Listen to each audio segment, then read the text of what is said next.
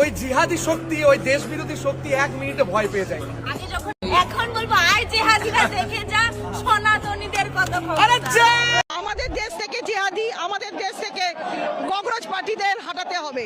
দাড়িওয়ালা টুপিওয়ালা জিহাদি মোল্লা সব কটা ওই বাংলাদেশি প্রেমী যারা জামাত ফামাত যারা আছে তারাই নেমেছে, বুরকাওয়ালিরা।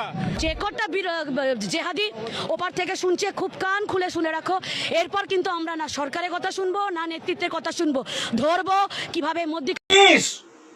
জিহাদ মানে হচ্ছে নিজের মনের ভিতরে যে অন্যায়গুলো আছে সেটাকে ছেঁটে ফেলে সত্যের পথে এগিয়ে যাওয়া, সত্যের জন্য প্রাণ বিসর্জন দেওয়াটা জিহাদ।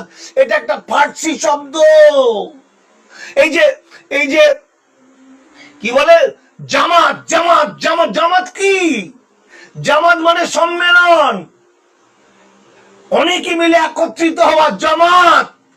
ভাষা বিজেপি তৃণমূলকে হটানোর আগে অনেক কিছু যা তোমরা করেছো বাদ দাও, তোমাদের আকাঙ্ক্ষা পূর্ণ হয়ে গেছে, তোমরা সরকারে এসছো, এবার একটু সুস্থ হও, শুদ্ধ হও, লেখাপড়া করো, একটু বোধ জন্মাও, একটু ভালো মানুষকে ভালোবাসতে শেখো, যুক্তি নাও,